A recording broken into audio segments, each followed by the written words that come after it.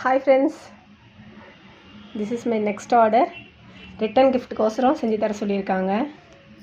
Clip make பண்ணி தர சொல்லியிருந்தாங்க அப்படின்ட்டு எல்லாம் பண்ணியிருக்கோம்.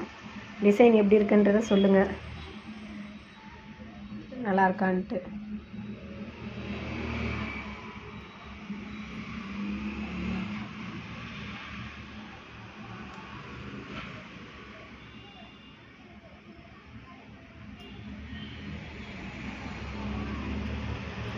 மாடல்லாம் எப்படி இருக்குன்றதை சொல்லுங்கள்.